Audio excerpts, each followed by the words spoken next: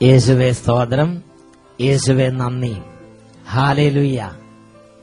അഭിഷേകാഗ്നിയുടെ എല്ലാ പ്രേക്ഷകർക്കും കർത്താവായ യേശു ക്രിസ്തുവിന്റെ നാമത്തിൽ ഈ വചന ശുശ്രൂഷകളിലേക്ക് സ്വാഗതം. Praise the Lord. ഇന്ന് നമ്മൾ ചിന്തിക്കുന്ന വിഷയം യോഹന്നാന്റെ സുവിശേഷം 1-ാമത്തെ ലേഖനത്തിൽ 2-ാമത്തെ അധ്യായത്തിൽ 17-ാമത്തെ തിരുലിഖിതമാണ്. ലോകവും അതിന്റെ മോഹങ്ങളും കടന്നു പോകുന്നു, എന്നാൽ ദൈവഹിതം പ്രവർത്തിക്കുന്നവനാകട്ടെ എന്നേക്കും നിലനിൽക്കുന്നു. ഒരു നിമിഷം നമുക്ക് പ്രാർത്ഥിക്കാം. ഓ കർത്താവേ, ഈ മണിക്കൂറുകളിൽ അവിടുത്തെ ആത്മാവിനെ ഈ ഭൂമിയിലേക്ക് അയക്കണമേ. ഈ ഭൂമിയിൽ അങ്ങയുടെ രാജ്യത്തിനു വേണ്ടി ജനപദങ്ങളെയും ഗോത്രങ്ങളെയും ഇപ്പോൾ അഭിഷേകം ചെയ്യണമേ കർത്താവേ. ഈ ലോകത്തിന്റെ വഴികളിൽ നഷ്ടപ്പെട്ടു പോകുന്ന മക്കളെയും ഈ ലോകത്തിലെ പാപത്തിൽ നശിച്ചു പോകുന്ന ആത്മാക്കളെയും സമർപ്പിക്കുന്നു. ഓ 65-ാമത്തെ സങ്കീർത്തനത്തിൽ 2-ാമത്തെയും 3-ാമത്തെയും തിരുലിഖിതങ്ങളിൽ ഇങ്ങനെ പഠിപ്പിക്കുന്നു, കർത്താവേ, മർത്യരെല്ലാം പാപഭാരവുമായി അങ്ങയുടെ സന്നിധിയിലേക്ക് വരുന്നു.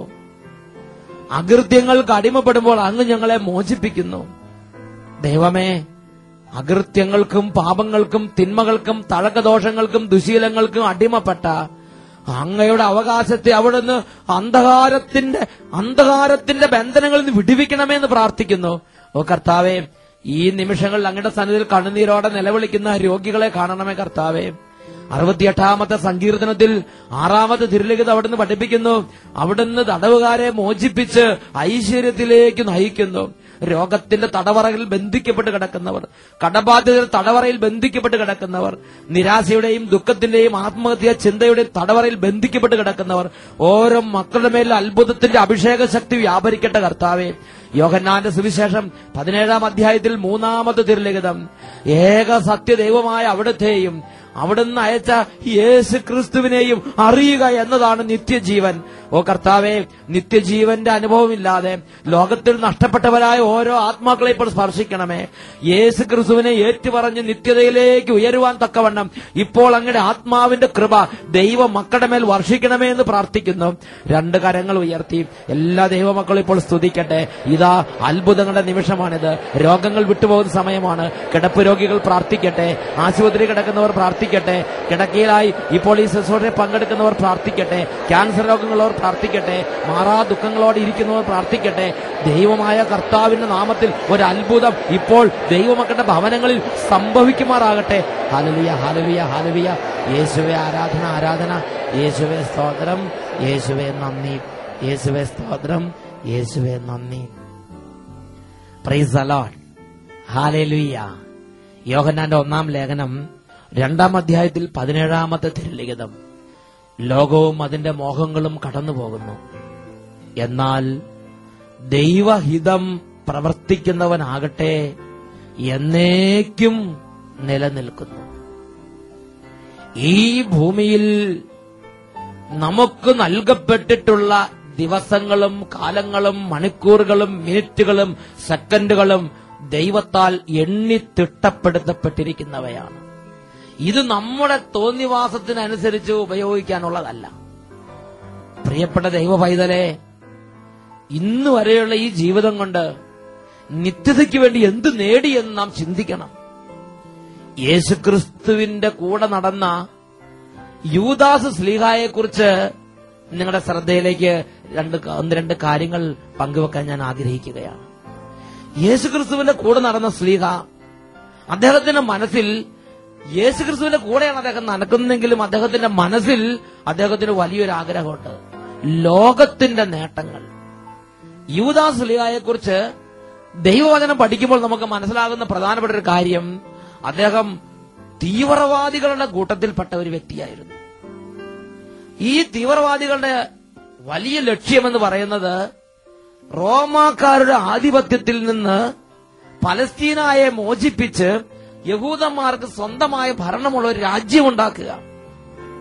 ഈ റോമാക്കാരുടെ ആധിപത്യം തകർക്കാൻ വേണ്ടി ഈ തീവ്രവാദികൾ സെലറ്റ്സ് എന്നറിയപ്പെടുന്ന തീഷ്ണമതികളായ ഈ തീവ്രവാദികൾ ആഗ്രഹിച്ചിരുന്നു. അങ്ങനെ സെലറ്റ്സ് എന്ന് പറയുന്ന ആ തീഷ്ണമതികളുടെ കൂട്ടത്തിൽപ്പെട്ട ഒരുവനായിരുന്നു യൂദാസ് എന്ന് പറഞ്ഞ സ്ലീഹ. അദ്ദേഹത്തെയും യേശുക്രിസ്തു വിളിച്ചു. യേശുക്രിസ്തു അദ്ദേഹത്തെ വിളിച്ചപ്പോൾ അദ്ദേഹം യേശുക്രിസ്തുവിനോട് കൂടെ നടന്ന് അദ്ദേഹം യേശുക്രിസ്തുവിന്റെ നിത്യമായ രാജ്യത്തെക്കുറിച്ച് ചിന്തിക്കാൻ അഭിഷേകം പ്രാപിച്ചില്ല എന്നാണ് നാം മനസ്സിലാക്കേണ്ടത്. കാരണം അദ്ദേഹത്തിന്റെ മനസ്സിൽ എപ്പോഴും ഒരു ചിന്തയുണ്ടായിരുന്നു, എങ്ങനെയെങ്കിലും ഈ യേശുക്രിസ്തുവിനെ ഉപയോഗപ്പെടുത്തി റോമാക്കാരുടെ ആധിപത്യം തകർത്ത് യഹൂദന്മാർക്ക് പലസ്തീനയിൽ ഒരു സ്വതന്ത്ര രാജ്യം ഉണ്ടാക്കണം. അങ്ങനെ പല തവണ യേശുക്രിസ്തുവിനെ അതിലേക്ക് വലിച്ചഴയ്ക്കാൻ നോക്കി. എന്നാൽ അപ്പോഴൊന്നും യേശുക്രിസ്തു അവരെ കുടുക്കിൽപ്പെട്ടില്ല. ഒരു തവണ ജനക്കൂട്ടം എല്ലാം ചേർന്ന് യേശുവിനെ രാജാവാക്കാൻ നോക്കി. യേശു അവിടുന്ന് ഓടി രക്ഷപ്പെട്ട്. പ്രിയപ്പെട്ട സഹോദരങ്ങളെ, അങ്ങനെ യൂദാസ് സ്ലീഹ തലപുകഞ്ഞ് ആലോചിച്ചു, എങ്ങനെയാണ് യേശുക്രിസ്തുവിനെ ഈ റോമാക്കാരുമായിട്ട് നേരിട്ട് ഒരു കൺഫ്രണ്ടേഷനിലേക്ക് കൊണ്ടുവരിക. അങ്ങനെ യൂദാസ് സ്ലീഹ പുരോഹിത പ്രമുഖന്മാരുമായും മറ്റുള്ള പലരുമായിട്ട് ആലോചന നടത്തി. അങ്ങനെ അവരെ യേശുക്രിസ്തുവിന് നേരെ മുമ്പിലേക്ക് കൊണ്ടുവന്നു. യേശുക്രിസ്തുവിനെ ബന്ധിക്കുന്ന സമയം വരുമ്പോൾ യൂദാസ് സ്ലീഹ സത്യമായി വിചാരിച്ചിട്ടുണ്ടാകണം, യേശുക്രിസ്തുവിന്റെ സ്വർഗീയ വ്യൂഹങ്ങൾ ഇറങ്ങി പോരാടും. യേശുക്രിസ്തു സമുദ്രത്തിന് മുകളിൽ നടന്നവൻ, യേശുക്രിസ്തു കുരുടന്മാരെ സുഖപ്പെടുത്തിയവൻ, വലിയ അത്ഭുത ശക്തികൾ യേശുക്രിസ്തു. ഈ യേശുക്രിസ്തു നൊടിയിട കൊണ്ട് ഈ യഹൂദന്മാരെയും പുരോഹിത പ്രമുഖന്മാരെയും റോമൻ പട്ടാളത്തെ എല്ലാം നാമാവശേഷമാക്കി സ്വർഗീയ ശക്തി കൊണ്ട് വലിയ വിജയം നേടുമെന്ന് ഈ യൂദാസിലേക്ക് 100% ഉറപ്പുണ്ടായിരുന്നു. അങ്ങനെ യേശുക്രിസ്തു തന്റെ ശക്തി ഈ ലോകത്തിലെ ഭൗതിക സാമ്രാജ്യം സ്ഥാപിക്കാൻ വേണ്ടി ഉപയോഗിക്കുമെന്ന് കണക്കാക്കിയ യൂദാസ് യേശുക്രിസ്തുവും റോമൻ സൈന്യവും തമ്മിൽ നേർക്കുനേർ വരാനൊരു അവസരം പാർത്തിരുന്നു. അങ്ങനെ യൂദാസ് സ്ലീഹ ഈ റോമൻ പട്ടാളത്തെ യേശുക്രിസ്തുവും തമ്മിൽ മുഖാഭിമുഖം നിർത്തി. പ്രിയപ്പെട്ട സഹോദരങ്ങളെ, 100% ഈ യൂദാസ് സ്ലീഹയുടെ ചിന്ത യേശുക്രിസ്തു അത്ഭുതകരമായി ഇവരെല്ലാം നിഷ്പ്രഭമാക്കും എന്നുള്ളത് തന്നെയായിരുന്നു. എന്നാൽ ഒരു ക്ഷണം എല്ലാ പദ്ധതികളും പാളിപ്പോയി. യേശുക്രിസ്തു ഒരു വാക്കുപോലും എതിർത്ത് പറയുന്നില്ല. യേശുക്രിസ്തു ഒരു സെക്കൻഡ് പോലും ദുഷിച്ച് സംസാരിക്കുന്നില്ല. ഈ ലോകത്തിന്റെ അധികാരികളെ തള്ളി പറയുന്നില്ല. വിപ്ലവവീര്യം കാണിക്കുന്നില്ല. സ്വർഗീയ വ്യൂഹങ്ങൾ പോരാടാൻ വേണ്ടി അനുവദിക്കുന്നുമില്ല. യേശുക്രിസ്തു ലൂക്കായുടെ സുവിശേഷം 22-ാമത്തെ അധ്യായത്തിൽ പറഞ്ഞെങ്ങനെയാണ്, ഒരു കൊള്ളക്കാരനെയും ഒരു കവർച്ചക്കാരനെയും പിടിക്കാൻ എന്നതുപോലെ യേശുക്രിസ്തുവിന്റെ അരുവിലേക്ക് വടിയും വാളും കുന്തവുമായി ശത്രു സൈന്യം വന്നപ്പോ യേശുക്രിസ്തു തന്നെ അവരുടെ കൈകളിലേക്ക് വിട്ടുകൊടുത്തുകൊണ്ട് പറഞ്ഞു, നിങ്ങൾ ആരെയാണ് അന്വേഷിക്കുന്നത്? ഇതാ ഞാൻ തന്നെയാണ് ആ മനുഷ്യൻ എന്ന് പറഞ്ഞ് തന്നെ ബന്ധിക്കാൻ വേണ്ടി അവരുടെ കൈകളിലേക്ക് ഏൽപ്പിച്ചു കൊടുക്കുന്ന യേശുക്രിസ്തുവിനെയാണ് യൂദാസ് ഒരു ഞെട്ടലോടെ കണ്ടത്. ഒരുപക്ഷെ അപ്പോൾ യൂദാസ് വിചാരിച്ചു, പീലാത്തോസിന്റെ ഭവനത്തിൽ ചെല്ലുമ്പോൾ ഇവ ശക്തി പ്രകടമാക്കും. പീലാത്തോസിന്റെ ഭവനത്തിൽ ചെന്നപ്പോൾ യേശുക്രിസ്തുവിനെ ചമ്മട്ടി കൊണ്ട് അടിക്കുന്നതും കുരിശ് പറഞ്ഞ് വിധിക്കുന്നതും യൂദാസ് ഞെട്ടലോടെ മനസ്സിലാക്കി. അവന്റെ ഹൃദയം തകർന്നു. അവന്റെ പദ്ധതി ഒരു ക്ഷണം പാളിപ്പോയി. അവൻ വലിയ ഭീകരമായ ദുഃഖത്തോടെ പ്രധാന പുരോഹിതന്മാരുടെ അടുത്തേക്ക് ഓടി, നേതാക്കന്മാരുടെ അടുത്തേക്ക് ഓടി. അവൻ ആരെയെല്ലാം കൂട്ടുപിടിച്ച് അവരുടെ അടുത്തേക്ക് ഓടിയിട്ട് പറഞ്ഞു, അയ്യോ ചെയ്യരുതേ, ചെയ്യരുതേ, ഞാൻ അവനെ ഇങ്ങനെ വിചാരിച്ചില്ല, ചെയ്യരുതേ. ഈ യൂദാസ് ഒരുപാട് ഞെട്ടലോടെ കരഞ്ഞ്, ഒരുപാട് വേദനയോടെ നിലവിളിച്ച് കാല് പിടിച്ച് അപേക്ഷിച്ചു, യേശുക്രിസ്തുവിനെ ഒന്നും ചെയ്യരുത്, കാരണം ഞാൻ ഇങ്ങനെ പ്രതീക്ഷിച്ചില്ല. നിങ്ങളുടെ പണം ഇതാ എടുത്തോ, യേശുക്രിസ്തുവിനെ ഒന്നും ചെയ്യരുത്. പക്ഷേ സമയം വളരെ വളരെ വൈകിപ്പോയി. പ്രിയപ്പെട്ട സഹോദരങ്ങളെ, ആ യൂദാസ് സ്ലീഹയുടെ വേദന ഒന്ന് കണക്കാക്കണം. ഒരുപക്ഷെ ബാക്കി 12 സ്ലീഹന്മാരെക്കാൾ കൂടുതലായി യേശുവിനെ സ്നേഹിച്ചിരുന്ന ഒരു ശിഷ്യനായിരിക്കാം യൂദാസ്. അതുകൊണ്ട് യേശുക്രിസ്തു ഇങ്ങനെ ഇരുന്നാൽ പോരാ, യേശുക്രിസ്തു റോമാക്കാരെ തകർത്ത് രാജ്യത്തിന്റെ മഹത്വമുള്ളവനായി വലിയ പ്രതാപിയായിരിക്കണമെന്ന് ആഗ്രഹിച്ച് ഒരു സാഹചര്യം ഒരുക്കി കൊടുത്തതാകാം. എന്തായാലും വലിയൊരു ദൈവരാജ്യ രഹസ്യം മനസ്സിലാക്കാൻ പരാജയപ്പെട്ട ഒരു സ്ലീഹായുടെ പാളിച്ചയാണ് ഇവിടെ കാണുന്നത്. ലോകത്തിന്റെ പ്രതാപം, ലോകത്തിൽ ഒരുപാട് നേടിക്കൂട്ടി ലോകത്തിൽ പ്രതാപിയായിരിക്കണം എന്നുള്ള ആഗ്രഹത്തിൽ നടന്ന ഒരു സ്ലീഹായുടെ ഒരു വേദന നിറഞ്ഞ രംഗമാണ് മത്തായിയുടെ സുവിശേഷത്തിൽ 27-ാമത്തെ അധ്യായത്തിൽ നമ്മൾ കാണുന്നത്.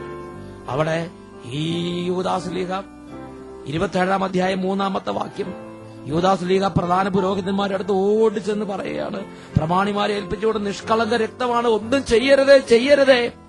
പക്ഷേ അത് ചെവിക്കൊള്ളാൻ അവിടെ ആളുണ്ടായിരുന്നില്ല.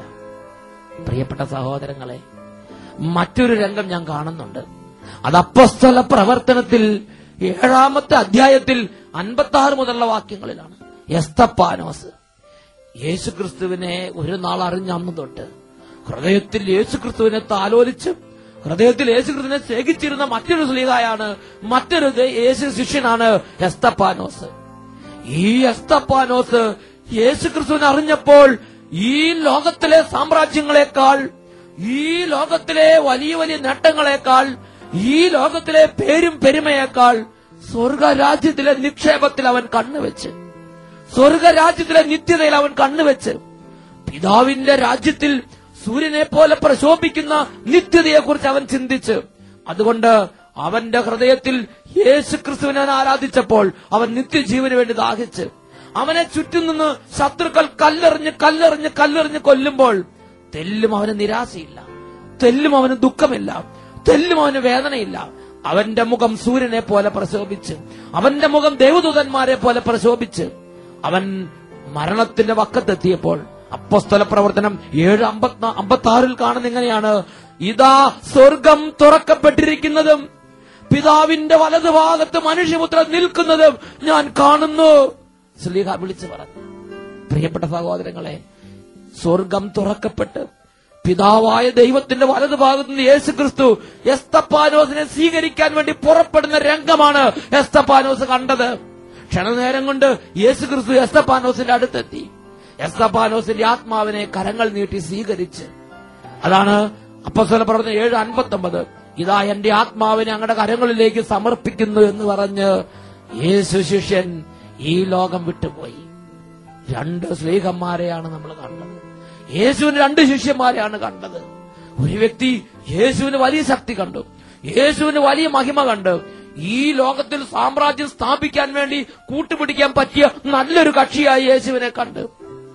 മറ്റൊരു ശിഷ്യൻ സ്വർഗത്തിൽ നിത്യജീവൻ, പിതാവിന്റെ സന്നിധിയിൽ ഒരുപാട് സമ്പത്ത്, നിത്യതയിൽ പിതാവിനെ ആരാധിക്കാൻ വേണ്ടി എന്റെ പിതാവിന്റെ സന്നിധിയിൽ അവകാശം നേടിത്തരുന്നവനായി യേശുവിനെ കണ്ട്. പ്രിയപ്പെട്ട സഹോദരങ്ങളെ, ഈ കാലഘട്ടത്തിൽ ജീവിക്കുന്ന എന്റെയും നിങ്ങളുടെയും ജീവിതത്തിൽ ഇത് അന്വർത്ഥമാവുകയില്ലേ? ഞാനും നിങ്ങളിന്ന് യേശുക്രിസ്തുവിനെ ആരാധിക്കുന്നവരാണ്, ഞാനും നിങ്ങളിന്ന് യേശുവിനെ സ്നേഹിക്കുന്നവരാണ്. എന്നാൽ എന്റെയും നിങ്ങളുടെയും ജീവിതത്തിലെ മുഖ്യ ചിന്ത എന്താണ്? ഈ ലോകത്തിലെ ജീവിതമാണോ? ഈ ലോകത്തിലെ നേട്ടമാണോ? ഈ ലോകത്തിലെ പേരും പെരുമയുമാണോ? ഈ ലോകത്തിലെ ഉന്നത സ്ഥാനങ്ങളാണോ? ഇന്ന് എന്തിനു വേണ്ടിയാണ് 24 മണിക്കൂർ ഞാനും നിങ്ങൾ ചിന്തിച്ചുകൊണ്ടിരിക്കുന്നത്? ഈ ലോകത്തെക്കുറിച്ച് ചിന്തിച്ച് അയ്യോ സഹോദര സഹോദരി, നീ വഞ്ചിതരാകരുത്. ഈ ലോകത്ത് ജീവിക്കുമ്പോൾ പിതാവായ ദൈവത്തിന്റെ രാജ്യത്തിൽ, നിത്യരാജ്യത്തിൽ പിതാവിനോട് കൂടെ സൂര്യനെ പോലെ പ്രശോഭിച്ചുള്ള ജീവിതത്തെക്കുറിച്ച് ചിന്തിക്കണമെന്നല്ലേ സുലീഹ പഠിപ്പിച്ചു തന്നത്?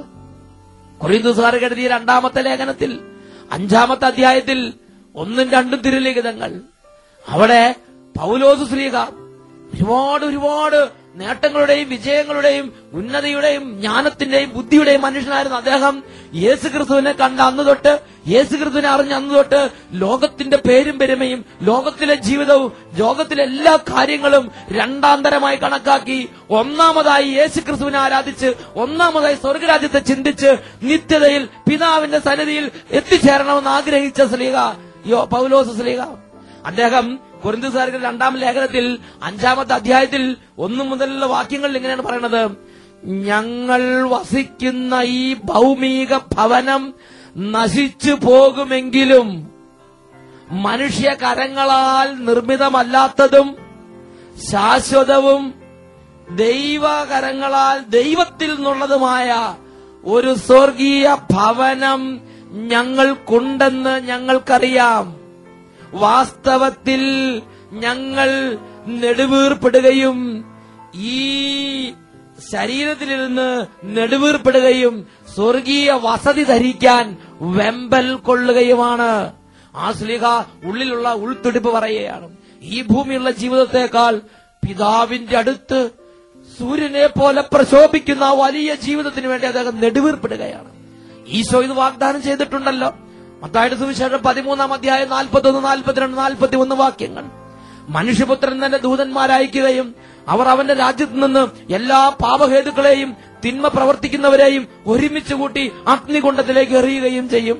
അപ്പോൾ നീതിമാന്മാർ തങ്ങളുടെ പിതാവിന്റെ രാജ്യത്തിൽ സൂര്യനെ പോലെ പ്രശോഭിക്കും. പിതാവിന്റെ രാജ്യത്തിൽ സൂര്യനെ പോലെ പ്രശോഭിച്ചുകൊണ്ടുള്ള ഒരു നിത്യത എനിക്കും നിങ്ങൾക്ക് തരണമെന്ന് യേശുക്രിസ്തു ആഗ്രഹിക്കുന്നുണ്ട്. പിതാവായ ദൈവം അതിനുവേണ്ടിയാണ് എന്നെയും നിങ്ങളെയും അടിസ്ഥാനപരമായി വിളിച്ചിരിക്കുന്നത്. ഈ ലോകത്തിൽ ഇന്നോ നാളെ നശിച്ചു പോകുന്ന നശ്വരമായ സമ്പത്തിന് വേണ്ടി അധ്വാനിക്കാതെ പിതാവിന്റെ സന്നിധിയിൽ സമ്പത്തുണ്ടാകാൻ വേണ്ടി അധ്വാനിക്കണമെന്നല്ലേ യേശുക്രിസ്തു പഠിപ്പിച്ചത്? പ്രിയപ്പെട്ട സഹോദരങ്ങളെ, അബ്രാഹാം ഈ ഭൂമിയിൽ ജീവിച്ചിരുന്ന കാലത്ത് ഒരുപാട് നന്മയുടെയും ഉയർച്ചയുടെയും മനുഷ്യൻ.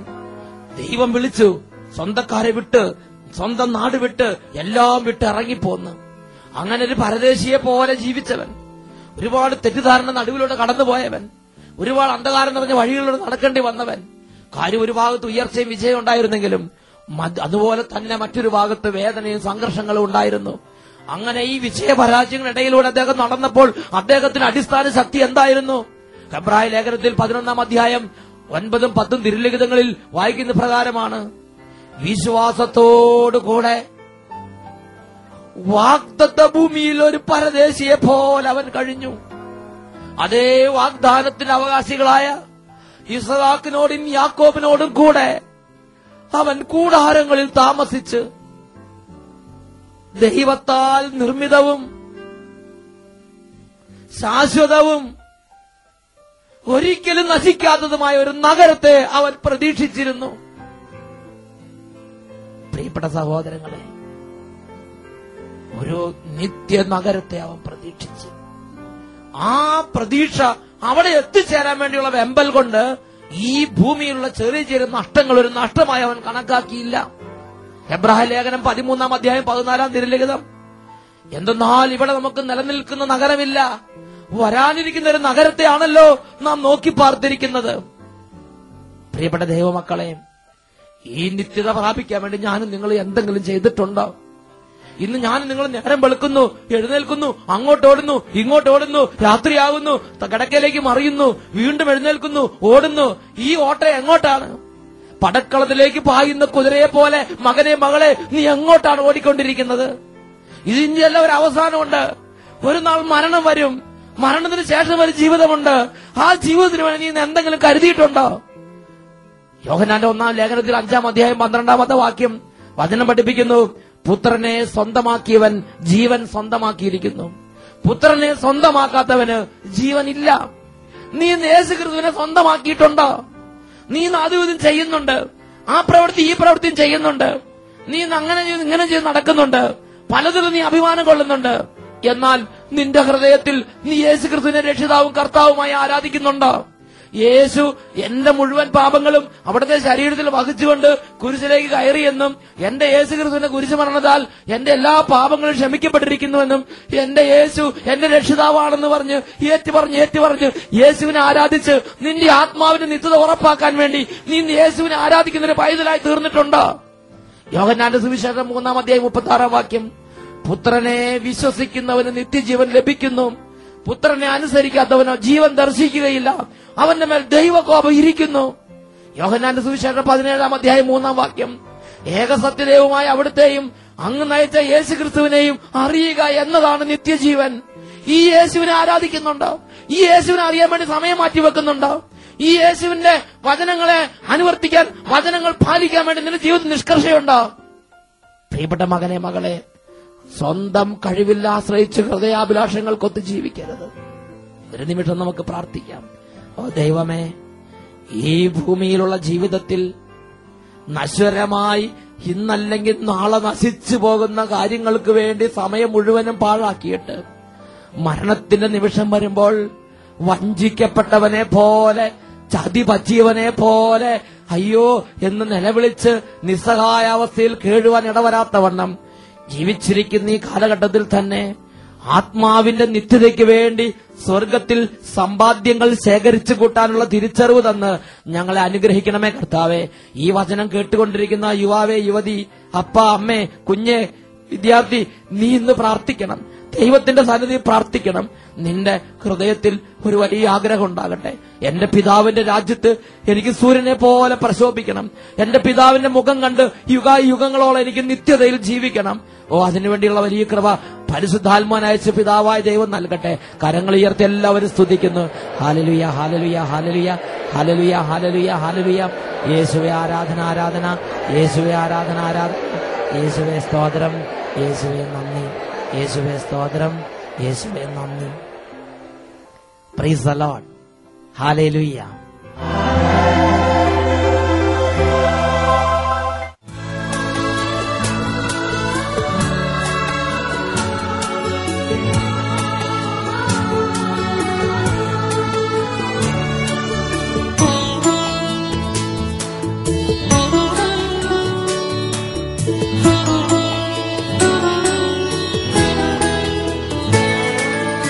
അപ്പത്തിൻ രൂപത്തിൽ എന്നിൽ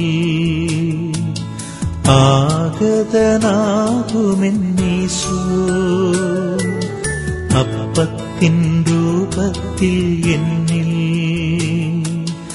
ആഗതനാകുമെന്നീശോ.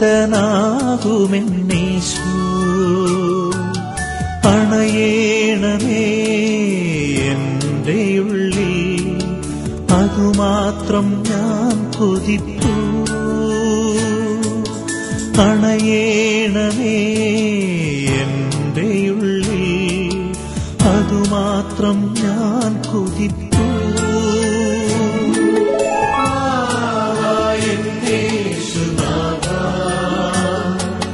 വാവായൻ സ്നേഹനാഥ, വാവായൻ യേശുനാഥ, വാവായൻ സ്നേഹനാഥ, വന്നോ വസിച്ചിടുകെന്നിൽ, നിൻ സ്നേഹമെന്നിൽ നിറഞ്ഞു. ദിവ്യകാരുണ്യനാഥനായ യേശു കർത്താവിന്റെ മുമ്പിലാണ് ഇപ്പോൾ നമ്മളെല്ലാവരും ആയിരിക്കുന്നത്. കഴിഞ്ഞ നാളുകളിൽ യേശു കർത്താവിനോട് പ്രാർത്ഥിച്ചപ്പോൾ ഉണ്ടായ ആയിരക്കണക്കിന് സൗഖ്യാനുഭവങ്ങളിൽ ഒരെണ്ണം നിങ്ങളുടെ ശ്രദ്ധയിലേക്ക് കൊണ്ടുവരാം. എന്റെ പേര് മഞ്ജു. ഞാൻ എറണാകുളം സ്വദേശിനിയാണ്. അഭിഷേകാഗ്നിയുള്ള ആരാധനയുടെ സമയത്ത് എന്റെ ശരീരത്തിൽ ഈശോ അത്ഭുതം പ്രവർത്തിച്ചു. ഞാൻ ഗർഭാശയ സംബന്ധമായ ഓപ്പറേഷൻ കഴിഞ്ഞ് ഓവറി നീക്കം ചെയ്ത വ്യക്തിയാണ്. 3 വർഷം കഴിഞ്ഞ് പതിവുള്ള ചെക്കപ്പിന് ചെന്നപ്പോ ഡോക്ടർ സ്കാൻ ചെയ്ത് നോക്കിയപ്പോൾ വയറ്റിൽ 4 സെന്റിമീറ്റർ വലിപ്പമുള്ള ഒരു വലിയ മുഴ കണ്ടെത്തി. സർജറി ചെയ്ത് ഉടനെ നീക്കം ചെയ്യണമെന്നും അത് വലിയ കോംപ്ലിക്കേഷൻ ഉണ്ടാകാൻ സാധ്യതയുണ്ടെന്ന് ഡോക്ടർ സജസ്റ്റ് ചെയ്തു. പക്ഷേ ഓപ്പറേഷൻ ചെയ്താലും അതൊരു ശാശ്വത പരിഹാരം ആണെന്ന് പറയാൻ പറ്റില്ലെന്നും ഡോക്ടർ പറഞ്ഞു. ഇതുപോലെ വീണ്ടും വീണ്ടും മുഴകൾ വരാമെന്നും ഡോക്ടർ പറഞ്ഞു. ഒരിക്കൽ സർജറി ചെയ്താൽ വീണ്ടും മുഴകൾ വരാൻ സാധ്യതയുണ്ടെന്ന് കേട്ടപ്പോൾ എന്റെ മനസ്സിൽ തളർച്ചയുണ്ടായി. ഞാൻ സങ്കടപ്പെട്ട് കരഞ്ഞു. ഞാൻ അന്ന് തിരിച്ചു പോന്നു. എല്ലാ ആഴ്ചയിലും അഭിഷേകാഗ്നി ആരാധന സമയത്ത് ഞാൻ പ്രാർത്ഥിക്കുമായിരുന്നു. അന്ന് ഞാൻ എന്റെ യേശുവിന്റെ സന്നിധിയിൽ എന്റെ ഈ രോഗം പറഞ്ഞ് കരഞ്ഞ് പ്രാർത്ഥിച്ചു. അത്ഭുതമെന്ന് പറയട്ടെ, പിന്നെ ചെക്കപ്പിന് ചെന്നപ്പോൾ ആ ഉദരത്തിലുള്ള മുഴ പരിപൂർണമായും അപ്രത്യക്ഷമായിരിക്കുന്നതായിട്ടാണ് സ്കാൻ ചെയ്ത ഡോക്ടർ പറഞ്ഞത്. ഇപ്പോൾ ഞാൻ സൗഖ്യം അനുഭവിക്കുന്ന വ്യക്തിയാണ്. എന്റെ യേശുവിന് 1000 നന്ദി. ഹല്ലേലൂയ. 4 സെന്റിമീറ്റർ വലിപ്പമുള്ള ഒരു വലിയ മുഴയാണ് ഉദരത്തിൽ നിന്ന് എന്റെ യേശുവേ എന്ന് പറഞ്ഞ് അഭിഷേകാഗ്നി പ്രോഗ്രാമിന്റെ ആരാധന സമയത്ത് കരഞ്ഞു പ്രാർത്ഥിച്ചപ്പോൾ ഈശോ സുഖപ്പെടുത്തി അനുഗ്രഹിച്ചത്. 2 കരങ്ങൾ ഈശോയുടെ പക്കലേക്ക് ഉയർത്താം. ഈ നിമിഷങ്ങളിൽ കടബാധ്യതയുള്ളവർ, രോഗപീഠകളാൽ ബന്ധിക്കപ്പെട്ട് കിടക്കുന്നവർ, കുടുംബത്തിൽ വഴക്കും തകർച്ചകളുള്ളവർ, പലതരത്തിലുള്ള ആത്മീയ ബന്ധനങ്ങളാൽ കുടുങ്ങിക്കിടക്കുന്നവർ, മദ്യപാനം, മയക്കുമരുന്ന്, കഞ്ചാവ് ഇവരിൽ അടിമത്തത്തിൽ കിടക്കുന്നവർ വിടുതലിന് വേണ്ടി ആഗ്രഹിക്കട്ടെ. കരങ്ങൾ ഉയർത്തി ഉറക്കെ സ്തുതിക്കുന്നു. Hallelujah, hallelujah, hallelujah. കർത്താവേ, ഇപ്പോൾ ഉന്നതമായ അഗ്നി വ്യാപരിക്കട്ടെ കർത്താവെ. സൗഖ്യത്തിന്റെ അഭിഷേകം ഇപ്പോൾ ഈ അൾത്താരയിൽ നിന്ന് ദൈവജനങ്ങളുടെ ശരീരങ്ങളിലേക്ക് വ്യാപരിക്കട്ടെ. ഹൃദയത്തിൽ ദുഃഖപീഡ അനുഭവിക്കുന്ന ദുഃഖപീഡകൾ വിട്ടുപോട്ടെ എന്ന് പ്രാർത്ഥിക്കുന്നു. ഓ കർത്താവെ, കുഞ്ഞുങ്ങളെയും ഗർഭസ്ഥ ശിശുക്കളെ അനുഗ്രഹിക്കണമേ കർത്താവെ. ഇപ്പോൾ എല്ലായിടത്തും അങ്ങയുടെ നാമം വിളിച്ചപേക്ഷിച്ച് പ്രാർത്ഥിച്ചുകൊണ്ടിരിക്കുന്ന ലക്ഷക്കണക്കിന് ദൈവമക്കളുടെ മേൽ സ്വർഗത്തിൽ നിന്നും ഇടിമിന്നൽ പോലെ അത്ഭുത ശക്തി വ്യാപരിക്കട്ടെ. തടസ്സങ്ങൾ യേശുനാമത്തിൽ വിട്ടുമാറി പോകട്ടെ. Hallelujah, hallelujah, hallelujah, hallelujah. തിന്മയും അതിന്റെ ആധിപത്യങ്ങളും യേശുനാമത്തിൽ നിർവീര്യമാകട്ടെ. Hallelujah, hallelujah. പൈശാചിക പീഡകൾ നസ്രയനായ യേശുക്രിസ്തുവിന്റെ നാമത്തിൽ ഇപ്പോൾ വിട്ടൊഴിഞ്ഞു പോകട്ടെ. Hallelujah, hallelujah. യേശുവേ ആരാധന, ആരാധന. യേശുവേ സ്തോത്രം. വാവായൻ സ്നേഹനാഥാ, വാവായൻ യേശുനാഥാ, വാവായൻ സ്നേഹനാഥാ, വന്നോ വസിച്ചിടുവിന്നേ, നിൻ സ്നേഹമെന്നേ നിറയ്ക്കൂ.